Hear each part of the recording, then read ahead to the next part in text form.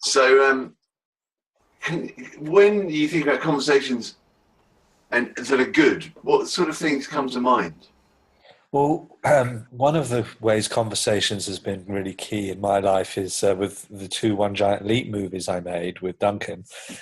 It was all about having conversations with a huge diversity of people on the planet, but talking about the universal, essential themes which are relevant to all of us: God, death, sex, money, pain. And when we talk about the essential things, it doesn't matter whether you're in a mud hut in the Congo or a penthouse in Los Angeles.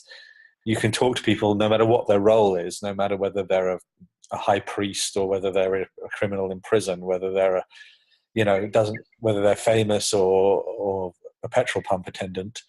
When you talk about the essential things, we go beyond the roles of who we're talking to and really talk just to the human. And that's where I try when I'm talking to my groups, when I'm doing workshops and stuff. I'm talking to the human behind the role. So sometimes, like I did a thing this week where I was working with all the heads of L'Oreal in 90 countries. So there's 90 different bosses. And they're not used to being talked to not as a boss, and that breaks through and goes straight to the humanity and goes to a much deeper intimacy when we ignore the roles. And you can use it if you're pulled over by the police. Normally we are automatically thrust into our roles at that moment. And I am a person pulled over by policemen, and you are policeman, and we do that thing, and I talk to you as that, and you talk to me as that in those roles. But if when you get pulled over by the cops, you just ignore those roles and just talk normally as a human being to this person, it's a whole different interchange. It's a whole different, it's very hard for that person, let's say the policeman, to stay addicted to his role and in that very limiting exchange when you won't be in your role. You have to stay in your role for them to feel comfortable in theirs. So the dissolving of the roles of who you think you are when you're talking is number one for intimacy and conversation for me. And in One Giant Leap, what I also noticed was when we're doing that and we're talking to people on a more vulnerable, more human, more personal level, the eyes really come alive. And you could almost do the interview, in the edit of the interview, with the sound off and just watch the subject. And when the eyes come alive, keep those bits and then turn the sound on and look at all the bits you just edited, and you'll have the best bits of the interview. So why don't we all instinctively do this all the time? Self-protected. We've grown up so addicted to approval, so terrified of what people might think, taking us the wrong way, thinking we're not this, thinking we're not that. We've been so taught by our parents and carers to only show the bit that goes down well and to hide away the bit that's not welcome. That we've unconsciously put millions of no entry signs all over different parts of ourselves, made things about, just because someone once said, "Oh, stop, that's disgusting," whatever you were doing then when you were little, "Oh, I don't do that anymore." And we've grown up with all these beliefs. I'm not welcome here. I can't sing. I can't draw. I mustn't be too loud. I mustn't be too quiet. I mustn't be too needy. I mustn't be too angry. I mustn't be all these essential parts of myself, until we've edited ourselves down to this little appropriate role. And that massively is in the way of intimacy. It's in the way of a deeper connection with each other. So it's only when we allow each other to see a bit more vulnerability, a bit more of our edges, rather than the safe masked version we present. It's only when we allow people to see a bit of our edges that we can have that intimacy and that deeper connection that we crave. And it's only by embodying that you become like a walking permission slip for other people. So my role in the workshops and in the book is about encouraging everyone to sort of lighten up around this whole, what you think of me and how you might perceive me or who I am. Lighten up around that whole drama of this version of ourselves we've created, and allow a sort of natural flow, which is a bit more vulnerable, which is a bit more chaotic, that you could say if you were fully addicted to approval, there's a bit more risk. But what comes with that is a bit more intimacy. And the more you're willing to do that, the more intimate and deeper connection, which is the thing we all want in our lives, is available. Mm. How much what can you tell me about whether and how people struggle to understand what you've just said? I think I have a very strong understanding of it, not only because I've read the book a couple of times, also I trained as a coach and I've done that sort of work. But I think before that, I might have thought when I heard you saying lighten up, that just meant be more of the cheerful me.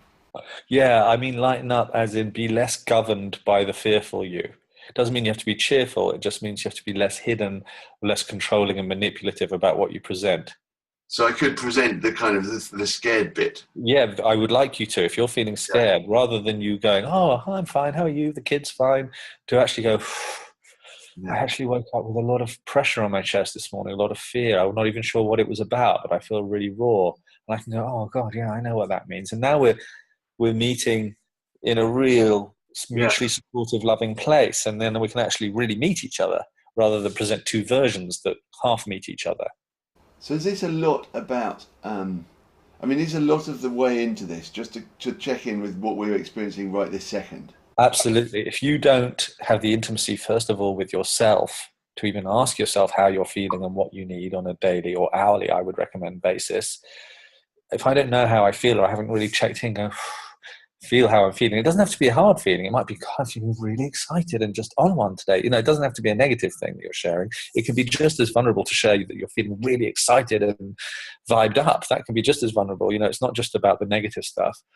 But you have to, yes, you have to be in touch enough with yourself. You have to take a moment every hour or every day to put your hand on your chest and go, how do I feel and what do I need? You have to have that intimacy enough with yourself, which means pausing and leaving space. That's the one skill that brings all this together, is the ability, rather than leap straight into fine, how are you, fine, or leap straight into no, I can do, you know, rather than leap straight into covering and pushing through and doing all that stuff, you leap straight into space, you leap straight into nothing, into space, into feeling, into listening, the listening field. And when you stop and listen, which is the skill we need to cultivate more than anything, you stop and listen. And I know how I feel. When I'm with you and I stop and listen, I can really feel you and be with how you feel. It's by stopping and feeling the space rather than crowding the space with what I said and what I did and what I need. But rather than doing all that, just stopping and feeling. I can feel you, I can feel me. All the genius is in the listening field. Mm. Slowing down and not always jumping in to cover up for what people sometimes experience as awkward silence. Absolutely. I started a talk yesterday. Was it yesterday? Where I just sat, and I sat in silence at the beginning for about a whole 2 minutes, and that can be quite a long time at the beginning. Everyone's like beginning to shift on their seat. Has he forgotten what to say? Is he frozen? Is he too nervous? And I'm not. I mean, but you really feel the energy of the room build up when you just sit in silence. And I just wanted to sit there and not open my mouth, but I really had something essential to say. How does that change what comes after? Well, hopefully, when you speak to me or when I speak to you, generally, you know, every day just wandering about, not in a formal situation. Generally, what happens, you want to share something with me, like you want to tell me how to make the best scrambled eggs ever. You just feel that desire to share with me your incredible scrambled eggs, and your mouth will do the rest. You'll go, oh, you get a couple of eggs, you whisk them up, don't add milk, it's not the war. You'll just sort of tell me what you want to share in your heart about scrambled eggs. You won't need to plan anything. Just the very nature that you have something in your heart that is exciting or fascinating or something real, that your mouth will do the rest. You never in your everyday life need to really plan what you say. So it's kind of the same. You say what comes after. If you're just really in this moment with how you genuinely feel and what's genuinely exciting to share or genuinely truthful to share, your mouth will articulate it perfectly. It never needs to worry about what's next. If you're just really tuning into the truth of you, you will share the truth of you with others. And it doesn't also, it doesn't matter if it doesn't come out word perfect. That's another thing. It's like, you know, there was never a rule that said you always have to articulate yourself with every perfect word. You do, though, if you want a deeper connection with everyone and you want to access your creativity, you want to access your intimacy, which is the same thing, your generosity. You need to be connecting with yourself rather than just presenting the model, the version of you that usually you can just do in automatic mode. I have sometimes conversations with people when I'm in automatic mode, and literally my mouth goes, oh, how are you? Fine. How are you? Fine. Yes, it was great Wednesday. Oh, okay. So, you know, and you, after the conversation, you realized you weren't even really there. Your mouth just kind of did it, but you weren't really there. So you can communicate people in a really disconnected way and just let your mouth get you through. Or you can really connect to yourself and have the possibility of actual connection with this person, something that when you go to bed that night, you go, oh, it's great when I was talking to John. I really felt him. You know, that's what we want. The days we feel great at the end of are the ones where we had a deeper connection, where we were really ourselves. And our culture usually has to wait until it's poured a lot of alcohol into itself in order to feel safe to do that. So I'm encouraging a way that we can do it safely without substances. You know, have to be excruciating and so vulnerable. And, you know, I do some eye contact on my workshops, and certain people who are very, very attached to the mask, like certain companies who I work with that I won't mention, they're very, very highbrow, very attached to the mask, very all about appearances. And they find it much more vulnerable to sit and just stare into somebody's eyes in silence than maybe another group of artists I will work with who are much less kind of caught up in their whole idea of themselves. And, you know, so yeah, you really learn how vulnerable and how much you rely upon the mask when you drop into silence and feeling. What do you mean by the mask? Can you tell me more for people who haven't read the book and don't think Sure. along Well, those lines? often we present a mask of ourselves, like I'm one version of me with my mother, or I'm a different version of me for the kids, or I'm a different version of me for work, or I'm a different version of me when I'm having sex with my husband, or whatever. You know, we're different versions of ourselves we present to be the appropriate version for that situation. That's a mask. Those are the roles. Mask is another word for a role. We play the role that fits that situation rather than just be the simple, genuine, unvarnished, raw version of ourselves we are in that moment. And it's understandable. Everyone probably listening to this, yeah, Jamie, I'm not going to go into work and start, you know, blah, blah, blah. Well, if you have to hide who you really are and exhaust yourself in roles and masks in order to get through your job, I would suggest that maybe you're not in the right job.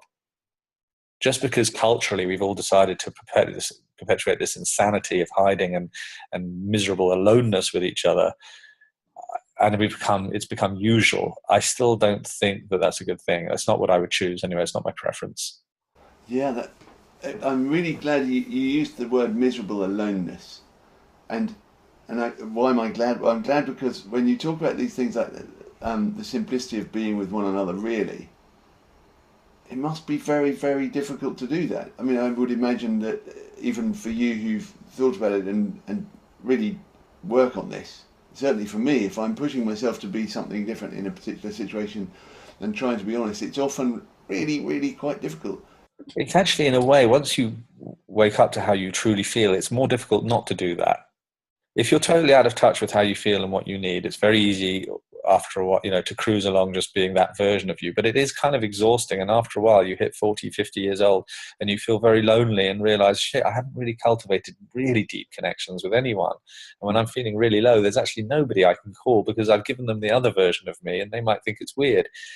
So it's actually harder to not show up as yourself. At the beginning, it might be a bit uncertain, it might be a bit vulnerable, but vulnerable doesn't mean painful. It just means, you know, a little bit edgy, a little bit into the unknown. Start with someone who, if you want to do it at work, start with someone who you do feel that you have a bit more of a connection with and take it from there. I'm not saying go straight to the boss who you have no connection with and go, oh, my son is, you know, I'm not saying pour out your agonies to everyone. Mm. Can say, I'm having a bit of a tough day today. I'm going to have to, or to ask for support. You know, we're very, very reluctant to ask for support in a lot of places because we don't want to look like we're weak. We don't want to look like we're not a winner. We don't want to look needy. We don't want to look blah, blah, blah. But we are all those things. All of us at some point or another is needy, needs support. If we keep hiding that, we're cutting ourselves off from the source of life. We're cutting ourselves from the other humans that we all want to love and support each other really deep down. We may not feel always a safety to do that, but that's something that's easily dissolved if you just decide to take a little bit of an interest and go, wow, I'm actually being quite dishonest with people and myself quite a lot. Do I want to carry on living that way? Mm. So that for people who are anxious, it can be useful to check in with themselves and give at least a mild version of it. So you're being honest, but you don't have to kind of pour everything out. Exactly, but just show up as you. So I don't want to, you know, give you my whole life story, but today I'm feeling really raw. I'm going to take it pretty slow. They go, oh yeah, take it slow. You know, we don't need you actually in the meeting until 1 o'clock. Why don't you do those other things? You know, people will start being caring. Mm. And there will be some company situations. I mean, we're focusing on work here, which is kind of a unique thing. There will be some situations where people don't want you to be that, and then, you know, you have to decide whether it's an environment where you're thriving or not. But in most family or lover situations or friends, people are very, very ready to hear how you really are, much more ready than you think. People are, oh, I couldn't possibly. You actually could possibly. And most of the times you show people behind your shield, you go, hey, look at that. They go, oh, wow, that's what I've got written on the back of my shield. Hey, look at that. And then suddenly everyone becomes a walking permission slip for everyone to lighten up around all this hiding. Can you give me any sense of who were your walking permission slips that helped you to find all this out? Definitely the teacher Ram Dass.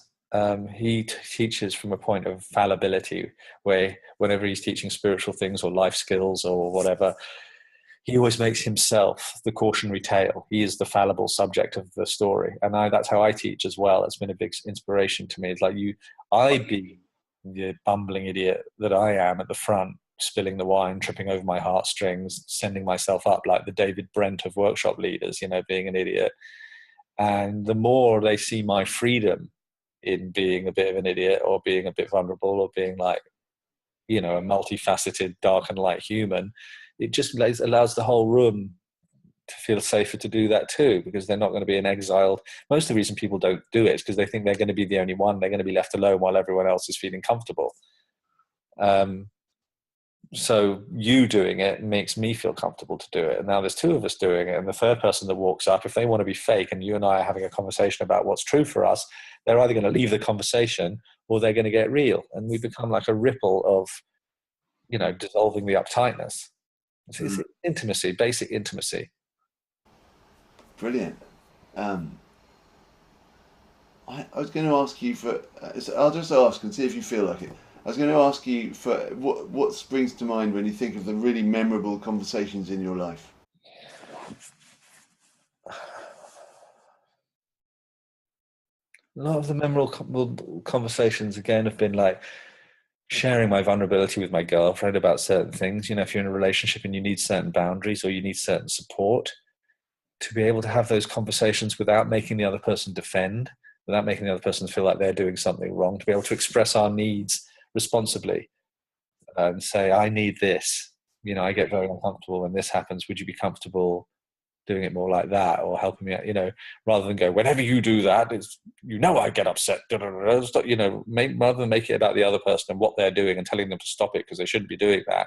I'd be a bit more vulnerable and go, hey, when you do that, I feel really vulnerable and, lost, or I feel really scared, or I feel uncomfortable.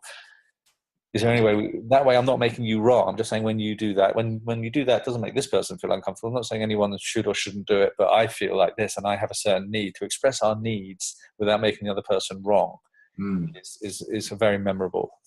What makes it memorable? Because when you do that, the other person, instead of defending and creating more division between you and having a fight and not getting what you want and feeling disconnected, the other person comes towards you and wants to love you and help you and support you. And you have a much deeper intimacy and a feeling of feeling safe. And give that to each other. We acknowledge all the time to each other, we're all very fragile beings. We're very reactive. The strangest things set us off in anxiety and strategy and controlling and worrying. And we're all very fragile. And to acknowledge that fragility and kind of look after each other a bit is a beautiful thing. And when you're around people that acknowledge your fragility and you can acknowledge their fragility, then we can really, really feel safe and in an environment where we're met rather than having to hide it. When I tell you off what you're doing rather than share with you my vulnerability, I'm kind of hiding. I'm doing a strategy to get what I want in a manipulative way rather than just sharing myself. That never feels memorable at the end. It just feels dissatisfying because you never get what you want, and it just creates more of a barrier between you and who you're talking to. But when you really show up and, hey, this really shakes me up when you do that, and I want us to communicate differently. Is there any way we could The other person, you'll meet their adult then, not their aggressive defending child, and they'll go, oh yeah, I see what you mean. You find common ground. There's a great thing for memorable conversations. Things you're talking about memorable conversations, and I'm sure maybe you've had people on your show, is Marshall Rosenberg's nonviolent communication. That is a system for memorable conversations. It's a system to make sure you stay honest, you stay responsible, you talk about how you feel, how you need. You don't diagnose the other person or tell them what they're doing wrong or what they shouldn't be doing. You never do that. You only talk about yourself, and then they tell you what they heard about what you need and what they'd like to give, and everyone's being responsible, just talking about their own needs and their own feelings. And that way, really beautiful, connected, memorable conversations happen. I was on the point of thinking of asking you about how what you've talked about has been very small scale, intimate, between maybe 2 or 3 people, and what you're seeming to suggest by bringing in Rosenberg and things is that this also applies to big scale group conversations. And yeah, it applies to mediation, difficult situations of conflict, but also beautiful situations of intimacy. Like, you could be making love with your partner and they might be touching you in a certain way that doesn't feel quite right. A lot of people will never say it because they don't want to shame the other one, or they don't want to ruin the mood, or they'll put up with not being touched in a way that feels quite right, or feels, they want it a bit softer or a bit harder, or they want, to be able to show up and say, oh, harder, is for some people vulnerable. But think of the gift at the end of it is the person you're with now knows how to touch you in a way that's more pleasurable. So just showing up with what you need and what you want is the key to life. I'm guessing that kind of thing is a breakthrough moment for any individual who does it and who hears it. That they know that that's sort of. When I talk to the groups and we talk about how hidden we are, just like I've been talking with you, and how crazy we are, that we don't, that if people at work or in our lives could hear the internal dialogue that went on in our heads on a daily basis, we would all be fired. And everyone starts chuckling about that. We all have a group experience of how hidden and masked we are. Very gently, step by step on the workshops, with a lot of playfulness and rolling our eyes at what unbelievable overreactive divas we all are. We chill out about the whole thing, and by the end of the workshop, or even by the end of the half of the first day, everyone is so much more themselves. You can just feel the relaxation in the room, and now you can be a bit mischievous, you can be a bit naughty, and you can be a bit silly, and you can be a bit playful, and you can be a bit vulnerable and deep, and it doesn't feel like weird. It just feels like, here we all are, and you can become very close to people very quickly if you just decide to be 1 inch more real. Brilliant. Thank you so much. Really, really enjoyed talking to you. Before we end, is there anything you want to add or want to ask or anything? Yes. If you're interested in doing what we've been talking about today, the place to begin is to notice the all-day conversation that you're having with yourself. If you want to have deeper conversations with other people, more connected conversations with other people, notice how you talk to yourself. Notice how you put yourself down when you get it wrong. Notice how you slave drive yourself, push yourself along. Notice how you get into negative thinking and pessimism.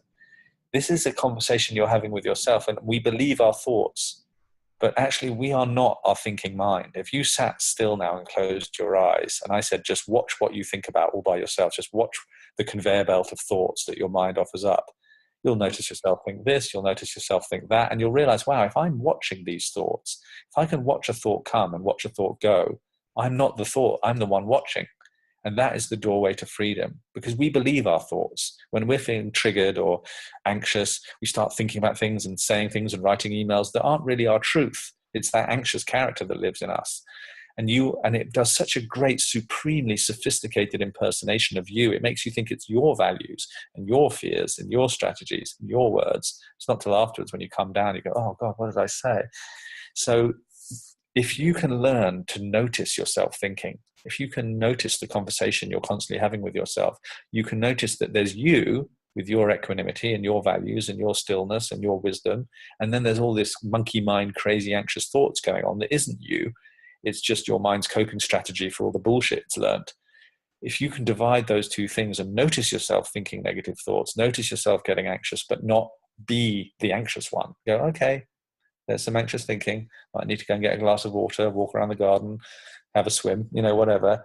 If you can notice yourself, you can start giving yourself needs. But if you don't notice yourself in that conversation, you're just going to be swept along like an anxious puppet on a string, totally unconscious. So step one to really get into what we've been talking about is to really notice your own conversation with yourself and realize that those thoughts are not you. They're your mind's coping mechanism to survive. But you are the one watching, and you have a choice on how you're going to be. Brilliant. Thank you so much.